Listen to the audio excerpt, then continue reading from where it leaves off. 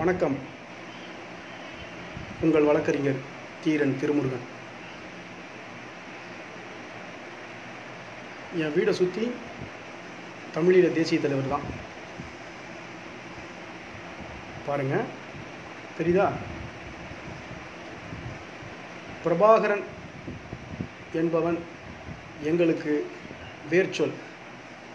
தமிழரசன் என்பவன் பாருங்க,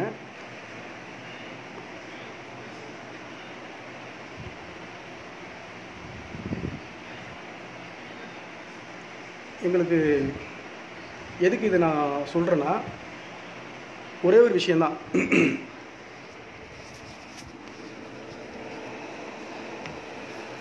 இன்னைக்கு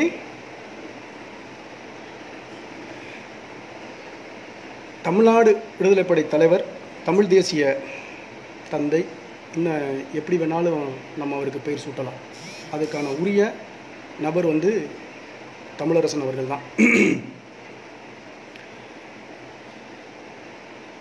பிரபாகரன் எங்களுக்கு வேர்ச்சொல், தமிழரசன் எங்களுக்கு உயிர்ச்சொல் என்றுதான் தமிழர் கட்சியினுடைய தாரக மந்திரம். இதுதான் கொள்கை முழக்கமாகவே நாங்கள் வச்சுருக்கோம்.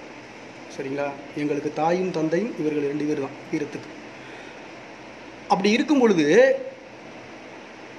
எதுக்கு இப்போ இந்த நேரலைனா, இந்த உறவுகளுக்கு நான் சொல்லக்கூடிய விஷயம் நேரலை எதுக்குன்னா, இன்னைக்கு அம்பேத்கருடைய நினைவு தினம் ஒன்று. ஏன் இந்த அம்பேத்கருடைய நினைவு தினம் தமிழகம் முழுக்கும் ஓரளவு பரவலாக, இல்லைன்னா ஓரளவு அனைத்து அரசியல் கட்சி தலைவர்களும் தொட்டு அதை மாலை அணிவிக்கிறாங்க, அவருடைய புகழை பாடுறாங்க, அவருடைய கருத்துக்களை சொல்கிறாங்க. அதில் எந்த மாற்று கருத்து இல்லை. நாங்களும் அம்பேத்கருடைய புகழ் வணக்கத்தை, இல்லை வீர வணக்கத்தை செலுத்துவோம். அதில் எந்த மாற்று கருத்து எங்களுக்கு இல்லை. ஏன்னா இந்த மண்ணில் மனித குலத்துக்கு அடக்குமுறைக்கு ஒடுக்குமுறைக்கு எந்த தேசிய இனத்திலிருந்து போராடினாலும் நாங்கள் அவர்களை வழிகாட்டியாக, இல்லை அவர்களை நாங்கள் ஓரளவு ஏற்றுக்கொண்டு அவருடைய கருத்துக்களை ஏற்றுக்கொண்டு போவோம். ஆனால் ஒருபோதும் அவர்களை நாங்கள் தலைவனாக ஏற்றுக்கொண்டு போக மாட்டோம். அதுதான் இப்போ மீண்டும் இந்த சொல்ல வரேன். எதுக்கு சொல்ல வரேன்னா, கல் தோன்றி மண் தோன்றி காலத்தே வாளோடு முன்தோன்றி பகுருளி ஆற்றிலே பன்மலை அடுக்கத்திலே பிறந்து குமரியிலே குருத்தாகி பொதிகையிலே குழந்தையாகி மதுரையிலே மடந்தையாகி காவேரி கரையிலே காலார நடந்து கங்கை கரைவரை தோளோடு நிமிந்து விந்திய மலைவரை வாளால் அளந்து சேர சோழ பாண்டியர் மூவரசர் மடியிலே தவழ்ந்து முச்சங்க தொட்டிலே கிடந்து பாவலர் நெஞ்சத்திலே தவழ்ந்து பன்னிசை போர் மஞ்சத்திலே துயின்று காலத்தால் மூத்து கருத்தால் முதிர்ந்து காணமாய் திரிந்து ஞானமாய் சுரந்து வானமாய் விரிந்து வனமாய் விளைந்து நக்கீரன் அப்பூதன் நன்னாதன் அப்பசெயர் ஒக்கூர் மாசாத்தி ஒன்றாத்தான் கற்கோ இளங்கோ ஆண்பா தேவம் அருகிமுதல் முட்கொடியும் தேன்பாலும் தெய்வத்தமிழுக்கு அளித்திட்ட கம்பனிவர்கள் ஊனோடு உயிரிடம் ஊட்டி வளர்த்த அமிழ்தானே கையில் எடுத்துக்கொண்ட களிமண் தட்டுகளில் கல் வெட்டுகளில் ஓலைச் சுவடிகளில் மூங்கில் பட்டைகளில் தாமிர பட்டயங்களில் காகித வடிவங்களில் கணிப்பொறி வடிவங்களில் என்று எல்லா காலங்களிலும் எல்லா நேரங்களிலும் ஏறி நின்று எல்லா வடிவத்தை மீறி நின்று நம்முடைய பாலியம் படியேற ஒழுக்க நெறி தந்து பருவம் அரங்கேற அகத்தினை தந்து காளையர் உரமேற புறத்தினை தந்து கொண்டாட்டம் மேலோங்க கோலாட்டம் தந்து பாவையர் குதிகளிக்க கும்மிகள் தந்து ஏற்றங்கள் இறைப்பதற்கு எதுகை மோனி தந்து நெல் அறுவடை சீராட பாடல்கள் தந்து எல்லாவற்றிற்கும் வாழ்வினுடைய முதன்மையாக நின்று இன்றைக்கு தமிழை கையில் எடுத்துக்கொண்டு நம்ம கையில் சேர்ப்பதற்கு போராடி வேரோடி வீழாத வெறித்து வரும் வரலாற்று பக்கங்கள் ஒரு பாழ்ந்து பதிந்து சலிக்காத வரலாற்றினுடைய திரிந்து நம் அன்னையிடம் தந்தையிடமும் பல அடர்களையும் இடர்களையும் கடந்து பல மலைகளையும் அலைகளையும் கடந்து பல நிலைகளை தாங்கி நம்ம கையில் கொண்டு வந்த சேர்த்த சீதனம் தமிழ். அப்படிப்பட்ட தமிழை எவ்வளோ விஷயங்களை தாண்டி நம்ம கையில் சேர்த்த தமிழை இன்னைக்கு தமிழ் என்று சொல்ல முடியுதா? தமிழ் தேசியம் என்று பேச முடியுதா? தமிழ் தேசியம் என்று பேசினா தொட்டுட்டு வர்றானுங்க. அதாவது தமிழ் தேசியங்கிற ஒரு பெரிய பாறை, இல்லை ஒரு பெரிய பந்து ஒரு பெரிய கடலுக்குள் மூழ்கடிக்கப்பட்டிருக்கு. அதை வெளியே கொண்டு வரணும்னா ஒரு மிகுந்த மன பலம் உடைத்த ஒரு தலைவன் இங்கே கிளம்பி வரணும். அப்பேற்பட்ட படை உடைத்த ஒரு தலைவன் தான் தமிழரசன். 60 ஆண்டுகளுக்கு முன்னாடியே தேசிய உரிமையை தேசிய சிக்கலை, உலக பன்னாட்டு சர்வதேச அரசியலை இந்த உலகம் முழுக்க தொட்டு பேசியவன் தமிழரசன். 60 ஆண்டுகளுக்கு முன்னாடியே ஒருத்தன் பேச முடியாததை, ஒருத்தன் எதெல்லாம் தொட முடியாததை தொட்டு பேசி அதை ஒரு அரசியலாக இந்த மக்களுக்கு கொண்டு சேர்த்த தமிழரசன் எவ்வளோ பெரிய மனபலம் படைத்த ஒரு வீரனாக இருந்திருப்பான். தமிழரசன் தொட்டு 60 வருஷத்துக்கு பின்னாடி இன்னும் அந்த தமிழ் தேசத்தை இங்கே தொடுறதுக்கு எல்லாரும் பயப்படுறாங்கன்னா அப்போ எவ்வளோ பெரிய கடினமான ஒரு பெரிய சித்தாந்த கருத்துக்களை இங்கே தொட்டிருப்பான். ஆரியம் மண்ணுக்களை புதைச்சி வச்சிருக்கான். திராவிடம் அதை எடுக்க விடாமல் நம்ம சட்டை போல நம்ம கூட இருந்துக்கிட்டு நம்மளை அங்கே கையை வெட்டி காலை வெட்டி உடம்பு ஃபுல்லாக வெட்டி அப்படி நம்மளை வச்சிருக்கான்.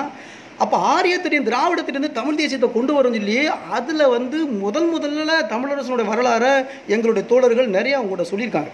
நிறையா எங்களுடைய தோழர்கள் நிறையா சொல்லிட்டாங்க. இப்போ நான் என்ன சொல்ல வரேன்னா, தமிழரசன் இந்திய ஒன்றியம் முழுக்க ஒரு கம்யூனிஸ்ட் கட்சியில் இருந்தாலும் ஒரு வர்க்க போராட்டத்தில், ஒரு சாதிய ஒழிப்பு போராட்டத்தில், ஒரு முதலாளித்துவ போராட்டத்தில் இருந்து ஜாரு மஜந்தார் ஆயுத போராட்டம் தான் சிறந்து பன்னாட்டு சர்வதேச கம்பெனிகளுக்கும் முதலாளிகளுக்கும் வர்க்க போராட்டத்து மக்களுக்கும் இந்த எடுத்து ஒழிக்கணும்னா பன்னாட்டு சர்வதேச கம்பெனிகளுக்கு எதிராக நிற்கணும்னா இங்கே இயற்கை வளங்களை பாதுகாக்கணும்னா இங்கே மக்கள் யுத்தக்குழு இருந்தாங்கன்னு அழித்தொழிப்பு இருந்தாங்கன்னு சொல்லி ஜாரு மஜந்தார் வட இந்தியாவில், தென் தமிழ்நாடு தென்னிந்தியாவில் யாருன்னா தலைவர் தமிழரசன் தான், கலிய பெருமாள் அவங்க. இப்படி இருக்கும் பொழுது அங்கேயும் பார்த்தீங்களாக்கு தேசிய சிக்கல், தேசிய முரண்பாடு, அங்கேயும் பார்த்தீங்களாக்கு ஆரியர்களும் இந்திக்காரன் தான் கோல வச்சுட்டு இருந்திருக்கான். அப்போ தான் தமிழ்நாடு சிக்கலையும் தமிழர் உரிமை பிரச்சனையும் தீர்க்கமாக முடிவெடுத்து நாம் தேசிய வரையறைக்குள் நின்று போராடினா மட்டும்தான் இந்த இந்துத்துவாவையும் இந்திய தேசிய ஒன்றியத்தையும் நம்ம ஒரு தனித்த தேசமாக உருவெடுக்க முடிஞ்சு தான் வெளியே வந்தவர் தான் தமிழரசன். அப்படி தமிழரசன் வெளியே அவர் அந்த காலத்திலேயே பொறியியல் பட்டதாரி, அரசு பொறியியல் பட்டதாரி. ஒரு 15 வருஷத்துக்கு முன்னாடி இன்ஜினியரிங் முடித்தவங்களாம் அவ்வளோ பெரிய வேலை வாய்ப்புகள் இருக்கிறது. இன்ஜினியரிங் முடித்தா அவனை அப்படியே எப்படி சொல்கிறது, அவனை உலகமே அவனை வேலைக்கு எடுத்துக்கிறோம். ஆனால் 40 வருடங்களுக்கு முன்னாடி பொறியியல் பட்டதாரியாக இருந்த ஒரு தமிழரசன் நாடு, நாட்டு மக்கள், தமிழ்நாடு, தமிழர் உரிமை, தமிழ் மொழி, தமிழருடைய இணை சிக்கல், நம்மளை தாண்டி பல்வேறு தேசிய விடுதலை போராட்ட குழுக்களை ஒருங்கிணைத்த மக்கள் படை, இராணுவ படையணி, அரசியல் தேர்தல் அரசியல் அதிகாரம், இது 3 ஒரே கோர்வையில் இருக்குன்னு படை கட்டி நின்றவர். உலகம் முழுக்கும் அப்படி தான் இருக்குது. அப்படி நோக்கி நகர்ந்தால் தான் வெற்றி பெற முடியும் தேசிய விடுதலை போராட்டத்தை. அதுதான் சேகுவாரை செஞ்சா, அதுதான் ஃபிடல் காஸ்ட்ரோ செஞ்சார், அதுதான் சாவை செஞ்சாங்க, அதுதான் மாவோ செஞ்சார், அதான் லெனின் செஞ்சாங்க.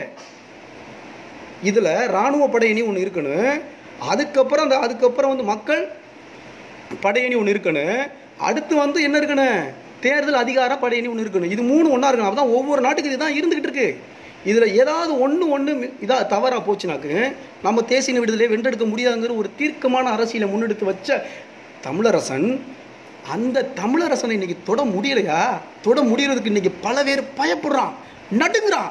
என்னடான்னு பார்த்தோமாக்க, ஐயோ என்ன நினைக்கிறானா, அரசியல்லாம் என்ன நினச்சிட்டானா, அந்த திராவிடம் இவனுக்கு கற்பிச்சிருக்கு. இவனுக்கு திராவிடம் எப்படி கற்பிச்சிருக்குன்னா சினிமா மூலம், கூத்தாடிகள் மூலம், அப்படி சுப வாழ்க்கை மூலம், அதுலேருந்து முதல்வர்களை தேடி எடுத்து அதுலேருந்து கட்டமைப்பை உருவாக்கணும், அதுலேருந்து அப்படியே அப்படி பட்டியும் டிங்கரிங்க அடித்து அப்படியே இங்கிட்டு ஒரு தமிழ் தேசிய கருத்தியலாக சொல்கிறான். தமிழ் தேசிய கருத்தியல் அடைய வேண்டும் என்றால் அது 800 ஆண்டு பகை, அது 800 ஆண்டு பகை. அந்த 800 ஆண்டு பகைங்கிறது திராவிடத்துக்கும் திராவிட வடுக கூட்டத்துக்கும் தமிழியத்துக்கும் நடக்கிற சண்டை. ஆனால் அதை விட 2000 ஆண்டு பகை ஆரியத்துக்கும் தமிழியத்துக்கும் நடக்கிற பகை. இதை நீ நோகாமல் தமிழ் தேசியத்தை தொட முடியுமா? இன்னும் இப்போ தொட முடியாது. மக்கள் அதுக்கப்புறம் தொடலாம். எப்போ 60 வருஷத்துக்கு முன்னாடி தமிழரசன் தொட்ட அரசியலை இப்பவும் தொட முடியாது இருக்குன்னா இன்னும் ஒரு 60 வருஷம் கழிச்சு நாள் கடத்த போறியா? அப்போ இன்னும் ஒரு 5 லட்சம் பேர் இங்கே செத்து சாகுவான். கண்ணுக்கு முன்னாடியே 2 லட்சம் பேர் செத்து முடிச்சுட்டானுங்க. அதை நம்ம வேடிக்கை பார்த்துட்டேன், பல்ல அழிச்சு நின்றுட்டோம். நீங்கள் பேசுகிற எல்லா தமிழ் தேசியம் காலியாச்சு. அதே மாதிரி பட்டி டிங்கரிங் எடுத்து ஒரு தமிழ் தேசியம் கிளம்பிக்கிட்டு வந்துட்டு இருக்கு. ஆனால் ஒவ்வொரு காலகட்டத்திலையும் இன்னும் ஒரு 5 லட்சத்தை நீங்கள் தொலைச்ச பிறகு தான் மீண்டும் ஒரு தமிழ் தேசியம் உங்களுக்கு எழுச்சிருமா? தமிழ் தேசியம்னா என்ன, தமிழர் தேசியம்னா முதல்ல என்னன்னு உனக்கு தெரியுமா? உனக்கு அப்படியே அடக்கி வச்சிருக்கான். தமிழர்களுடைய உண்மையான போரியல் யுத்திகள், தமிழருடைய வீரம், தமிழருடைய கல்வி, தமிழருடைய மருத்துவம், தமிழுடைய எதுவுமே வெளியே வந்துடக்கூடாதுன்னு அப்படியே அடக்கி வச்சிருக்கான். யாராவது ஒருத்தன் அதுலேருந்து மீண்டு வெளியே வந்தானாக்கு லட்சம் கோடி ஆரியனும் லட்சம் கோடி வச்சிருக்க திராவிடனும் அதை அடக்கி ஆண்டுக்கிட்டு இருக்கான். இவனுங்க போய் ஈஸியாக போயிட்டு தமிழ் தேசியம் தொடரும் சொல்லி இப்படி லைட்டாக போய் தொட்டுட்டு வர்றானுங்க. எப்படி தொட்டுட்டு வர்றானுங்க? பாறை இருக்குது, அந்த பாறையை போய் இவங்க என்ன பண்ணுறானுங்க, தொடுறானுங்க. நாங்கள் சொட்டுட்டோம் தமிழ் தேசியத்தை. பாறையை தொடுறது தமிழ் தேசியம்லடா. பாறையை தூக்கி தாங்கி பிடிச்சிக்கு நிற்கணும். அந்த பாறை எப்போ வேணாலும் உன் மேலே விழுகும். முடிஞ்சளவு தூக்கி பிடிச்சி நிற்கணும். ஆனால் உன் பாறை உன் மேலே விழுந்தா சாவுறதுக்கு நீ தயாராக இருக்கணும். அப்படி தான் நீ இளைஞர்களையும், அப்படி தான் உன்னுடைய இந்த மாணவர்களுக்கும் இளைஞர்களுக்கும் இங்குள்ள தமிழ் மக்களுக்கும் நீ கற்பிக்கணும். அதை தாண்டி நீங்கள் எப்படி தமிழ் தேசியத்தை கற்றுக்கிட்டு இருக்கீங்க? கிடையவே கிடையாது. என்னமோ தமிழ் தேசியத்தை பேசுகிறனால சிறைப்படுத்தப்படுவோம், பட்டுட்டு போகிறோம். தமிழ் தேசியத்தை பேசுகிறதுனால நம்ம கொல்லப்படுவோம், கொண்டுட்டு போகிறோம். இன்னும் ஒவ்வொரு மாவட்டத்துக்கு எத்தனையோ ஆயிரக்கணக்கில் தமிழர்கள் கொண்டுக்கிட்டு தான் கொண்டு கூச்சிக்கிட்டு தானே இருக்கானுங்க. அடிமையாக வாழ்ந்துக்கிட்டு தானே இருக்கிறீங்க. லட்சக்கணக்கான தமிழர்கள் ஒவ்வொரு நூற்றாண்டில் வந்து கொல்லப்பட்டுக்கிட்டு தானே இருக்கிறோம். ஆனால் அதற்காக உரிமைக்கான போராட்டத்தை, உரிமைக்கான போரை, நமக்கு உரிமைக்கான விஷயத்தை தாக்குதல் அரசியல் எடுத்து அந்த தமிழ் தேசியத்தை வெற்றி பெற்றால் புலி கூட்டமாக நம்ம பின்னாடி நிற்பானுங்களா நிற்க மாட்டாங்களா? நான் பன்னி கூட்டத்தை வளர்க்குறதுக்கு நிற்கிறோமா இல்லை புலி கூட்டத்தை வளர்த்து நிற்கிறோமா? புலிகளாக தேடுவதற்காக தான் நம்ம நின்றோம். 80 லட்சம் ஈழத்தமிழர்களுக்கு ஒரு பிரபாகரன் ஒட்டுமொத்த மக்களையும் வீரத்தமிழர்களாக உருவாக்கிட்டு போனோம். 2000 வருஷத்துக்கு அப்புறம் அங்கே கிளம்பிய ஒரு தமிழன் இங்கே ஆண்டாண்டு காலமாக 1000 சோழன், 1000 பாண்டியன், 1000 சேரன், 1000 பிரபாகரன், 1000 தமிழரசன் கிடக்கிறான். ஒவ்வொரு காலகட்டத்திலையும் இவர்களை அடக்குமுறை செய்து, இவர்களை பட்டி டிங்கரிங் போட்டு அப்படி பண்ணக்கூடாது, இப்படி பண்ணக்கூடாது, இப்படி செய்யக்கூடாது, அப்படி செய்யக்கூடாதுன்னு சொல்லி ஒவ்வொரு காலகட்டத்திலும் இந்திய உளவுத்துறையும் திராவிட சித்தாந்த கருத்துக்களை ஏற்றுக்கொண்டவங்களும் அப்படியே மூழ்கிக்கிட்டு இருக்கானு. ஏன் என்னடா நடந்துட போகுது? இனி என்னடா நடக்கணும்? இங்கே தான் முதுகெலும்பு இல்லாத புழுக்கள் ஆயிட்டமே. நீங்கள் முதுகெலும்பு இல்லாத மக்கள் ஆயிட்டமே. என்ன நடக்க போகுது? இனிமே என்ன நடக்க போகுது? அப்பேற்பட்ட கருத்தியலை கொண்ட தமிழரசன் எவ்வளோ பெரிய தமிழர் உரிமைக்காக, தமிழர் இன விடுதலைக்காக எவ்வளோ ஒரு விஷயம் செஞ்சிருக்காரு உங்களுக்கு தெரியுமா? இங்கே தாக்குதல் அரசியலை விட்டுட்டான். இங்கே வந்து இந்த 50 ஆண்டில் தாக்குதல் ஏதாவது நடந்திருக்கா? ஆனால் நிறைய இனப்படுகொலை இங்கே நடந்திருக்கு. கொத்த மக்கள் இங்கே கொல்லப்பட்டிருக்கான். சாதிய இனப்படுகொலை இங்கே நடந்திருக்கு. இங்கே மத ரீதியாக கலவரங்களை நடக்கப்பட்டு இங்கே நிறைய பேர் தமிழர்கள் கொல்லப்பட்டிருக்கான். இங்கே எதுக்காவது நிறைய ஏழை எளிய தாழ்த்தப்பட்ட ஒடுக்கப்பட்ட பெண்கள் அதிகமாக கற்பழிக்கப்பட்டிருக்காங்க. நிறைய இங்கே வந்து காவல்துறை பயங்கரவாதிகள் நிறைய பெண்கள் இங்கே கற்பழிக்கப்பட்டிருக்காங்க. இதுக்கு ஏதாவது வந்து புரட்சிகரமாக பேசக்கூடிய கட்சிகள் ஏதாவது எதிர்வினை தாக்குதல் இங்கே கொடுத்துருக்கா? ஏதாவது ஒன்று கொடுத்துருக்கா? ஒருத்தனும் கிடையாது. ஒரே ஒரு வரலாறு மட்டும் சொல்ல கேட்டுங்க. தமிழ்நாட்டினுடைய சேகுவார், தமிழ்நாட்டினுடைய ஃபிடல் காஸ்ட்ரோ அப்படின்னு அழைக்கக்கூடியவர் யார்? ஐயா புலவர் கலிய பெருமாள்.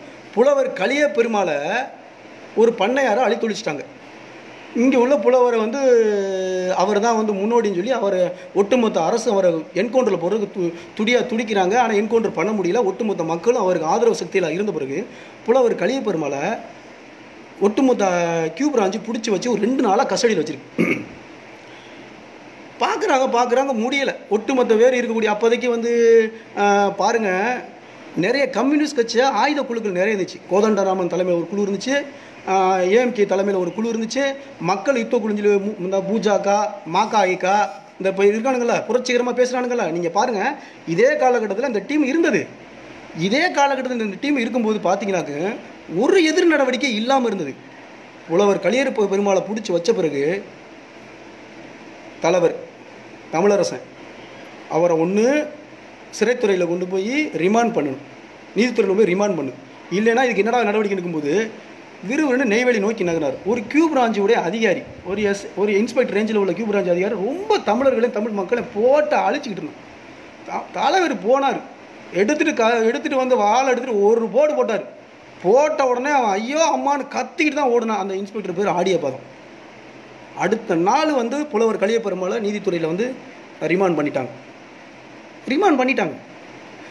அப்போ ஒரு அரசு பயங்கரவாதம் செய்கிற செயல்களை, அரசு பயங்கரவாதத்தில் இருக்கக்கூடிய காவல்துறை அதிகாரியாக இருக்கட்டும், இன்னும் ஏனைய பிற அதிகாரிகளாக இருக்கட்டும், தப்பு செஞ்சால் அது சரியான பாடங்கள் கற்பிச்சே ஆகணும்.